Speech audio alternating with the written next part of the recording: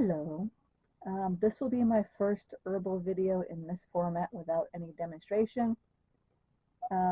Basically what I'm going to be doing is reading my notes on specific herbs. When I decided to start writing books on herbs, I wanted to focus first on the ones that are culinary and medicinal. There's a lot of just medicinal, just culinary, and all walks in between. But I wanted to do the ones that you already have on your shelf, right? You have a medical problem, you go to your pantry and you pull out your cooking herbs, and there you go, you got what you need, right? So the one I'm going to do tonight is on cayenne. I don't know. Let's give it a try. Right, cat's laying on the cord.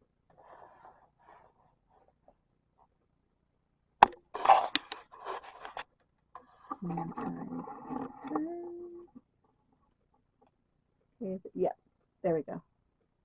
Doesn't look too bad. That is a picture of dried dehydrated cayenne. You can buy it that way. You can also buy it powdered, which is what you find in the cooking section. What form you want to use is depending on what you want to do.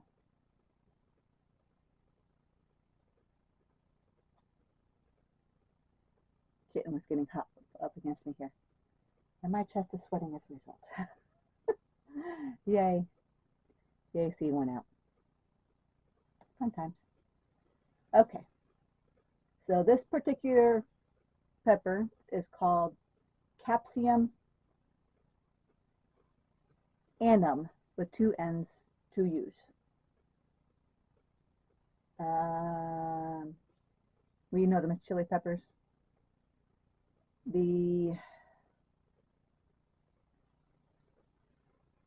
I know the Aussies call them capsium. I don't know if the Brits do or not, but I know the Aussies do because one of my favorite gardening channels is Australian. So, two potential ways you'll hear it called out if you're watching gardening channels.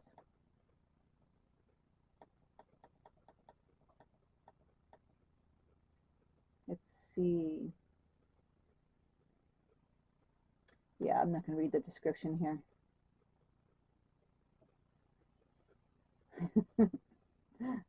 I don't like hot peppers, and one of the things on here is aroma and flavor. But it smells like a pepper, and the flavor is spicy hot, and I would say fire. And a lot of people would laugh at me for that, but that's my description. Now, there's a list in here of constituents. And what constituents are is the active ingredients that give the plant the medicinal properties. In this case, what we're really concerned with is the capsaicin, but there's a lot of others that do other things. The reason I want to specifically talk about capsaicin is a lot of people are in pain for various injuries and a whole bunch of reasons. And capsaicin is a good thing if you have a muscle pain or whatever to put on you. We'll talk more about that later. Okay. Therapeutic actions. Yeah, right there. Relieves muscle spasms, which is a antispasmodic. It's a stimulant.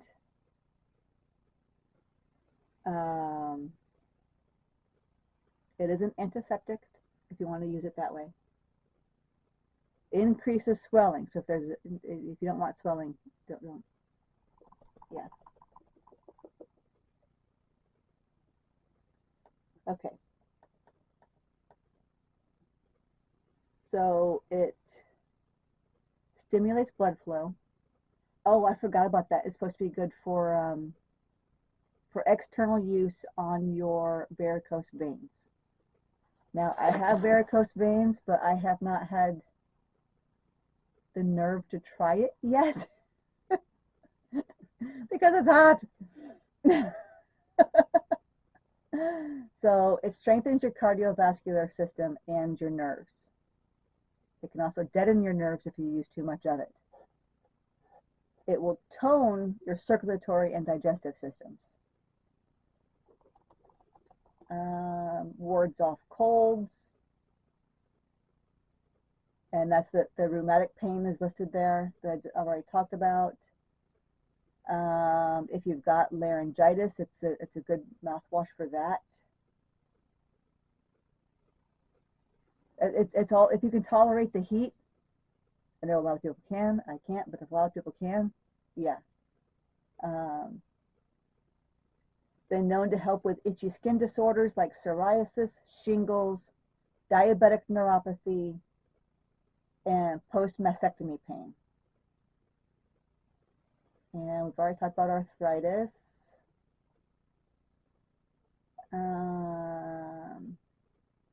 Balances blood pressure.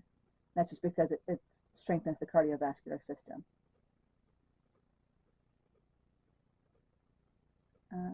What else is in here?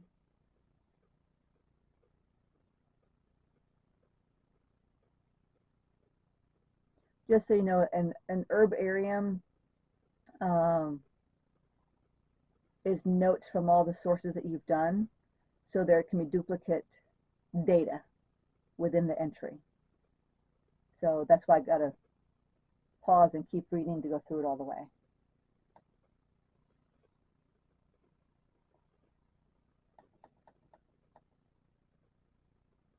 Okay, one person says it can help with weight loss because it can speed up your metabolism because it's a stimulant. Okay. Okay. Alcohol dissolves capsaicin, just to let you know.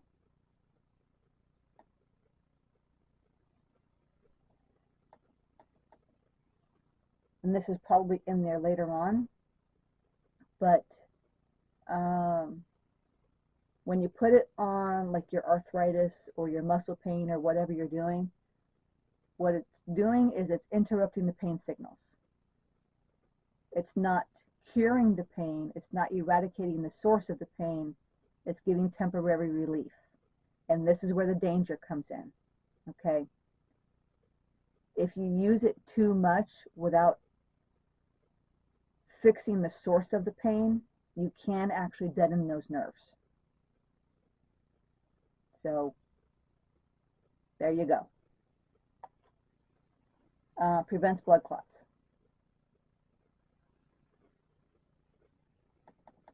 And thins the blood. So thereby reducing the risk of strokes.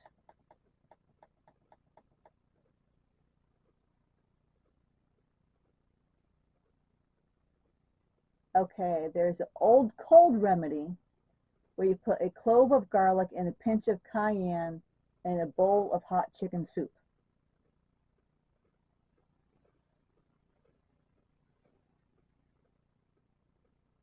And it says vitamin C works better when cayenne is added to it.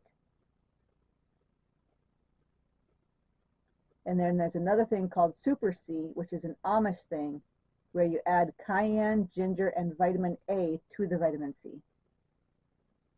So there you go.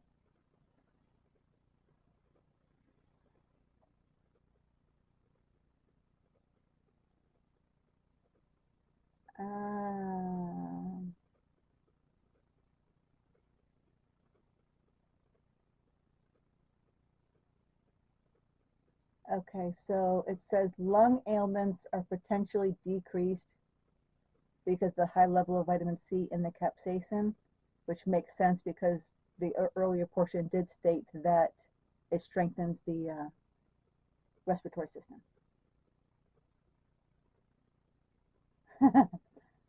The sailors who brought pickled peppers on their ships back in the old days did so to prevent scurvy. and apparently it worked.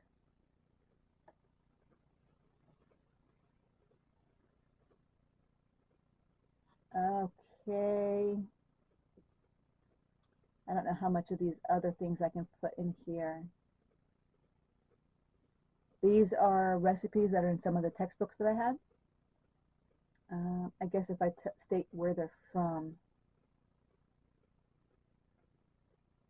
Let's see. What's a good one that doesn't have all kinds of weird things going on there?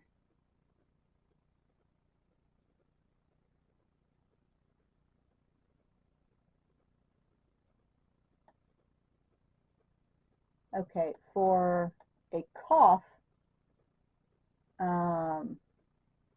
you just kind of make a tea with the cayenne pepper. And it says infusion version, which means you steep it in the hot water for 5 to 10 minutes before you drink it.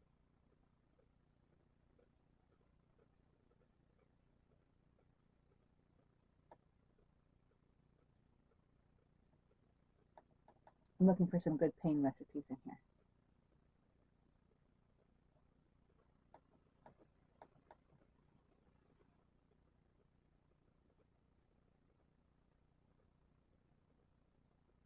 Huh.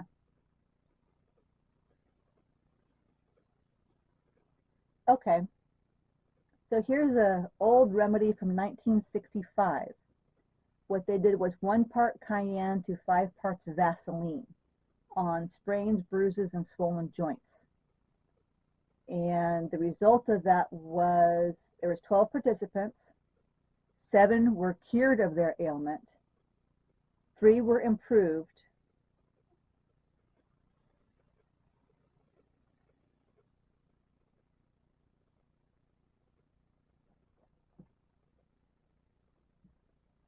And I don't understand what I wrote for the next portion.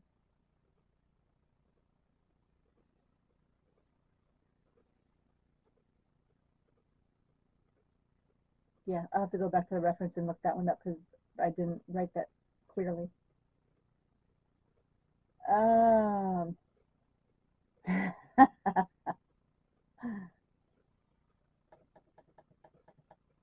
Sore throat remedy deadens the nerves in your throat for 4 hours.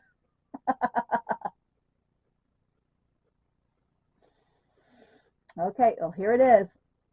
Half of a lemon or lime juiced, 1 tablespoon salt, 1/2 cup warm distilled water, and 1/4 teaspoon cayenne.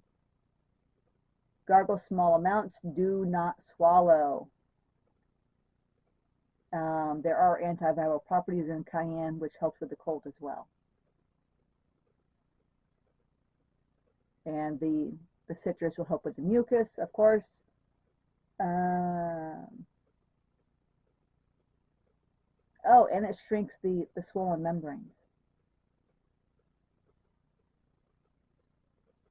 And the salt gets the bacteria out of there. It says if you want to improve the taste, add a bit of honey or molasses.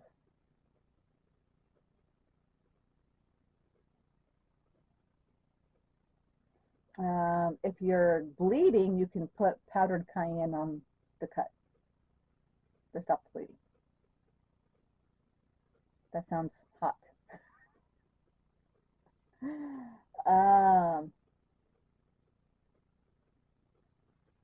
Oh, if you have ulcers, you can take a capsule 2 to 3 times a day of capsaicin, and it will help out there. Now, my problem with every source, I mean all of them, that they take a capsule of something, they don't tell you how big of a capsule. Because I've gone looking for capsules to make my own, and they're all different sizes, right?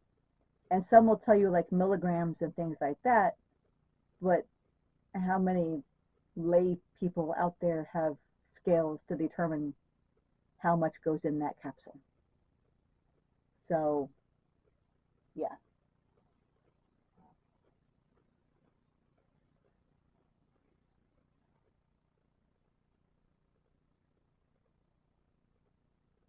Okay, and there's this other thing here says 3 capsules a day seem to bring down blood sugar levels of diabetics.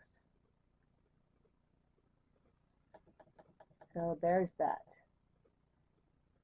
Okay.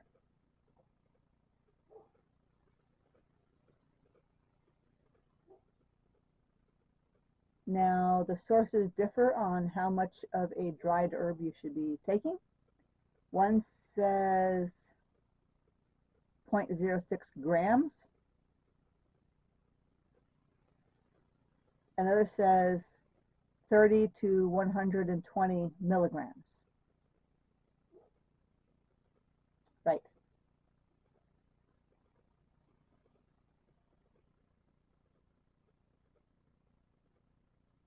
The two sources are the same thing for the dosage for a tincture, though.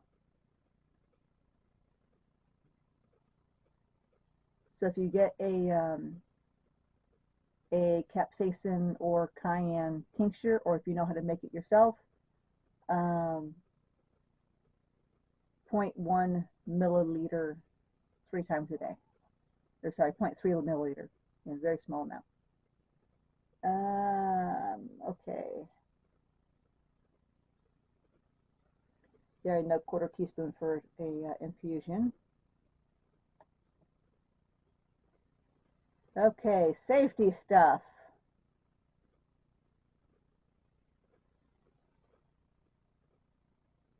Yeah. This one's important. I've got a friend who was issued capsaicin cream by the VA, and he was issued gloves as well, because the cream is hot on your hands and it's hot where you're applying it. Now, what happens if you're not applying with gloves, you're applying with your bare hand, and you don't wash your hands before you touch any other part of your body, such as your eyes? So under the safety thing, I wrote, wash your hands well, thoroughly, 3 times, whatever it takes, to make sure you have no more capsaicin on your fingers after you get done applying it externally. Just, you'll thank me later. Now, if you want to grow your own peppers and make it medicinal that way for you, that way you can source it and know what went into it and know you have clean peppers for medicinal purposes. I did write down here the proper way to dry them is to hang them on a string and then set them in the sun.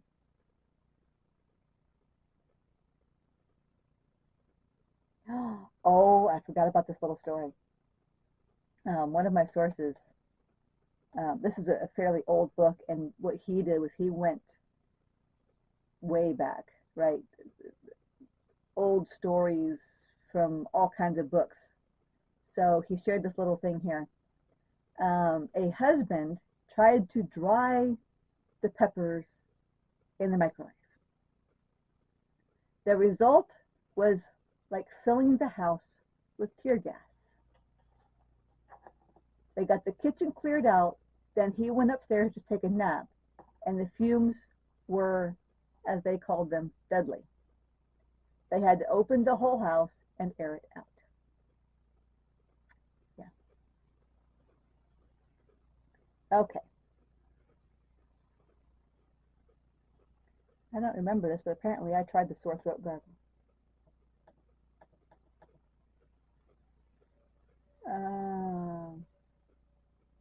I use lime juice.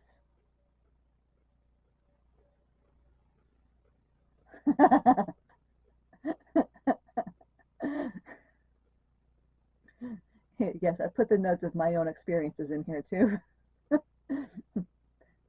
My mouth was set aflame before it even got to my throat, but I do think this would work if my tongue had no taste buds left.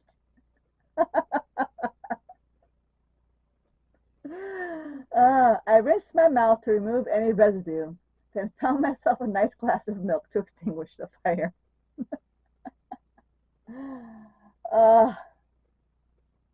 Yeah, I don't remember that. It's probably a good thing. It sounds dramatic. uh, Yeah. All right. But that's what I have together for chili peppers for cayenne. Let me know how you like this format, and if you like the way this went, then I'll keep doing this for other herbs. But I don't want to make videos that you guys don't want to watch. So um, at least hit the like button so I know you liked it. All right. Thank you. Bye-bye.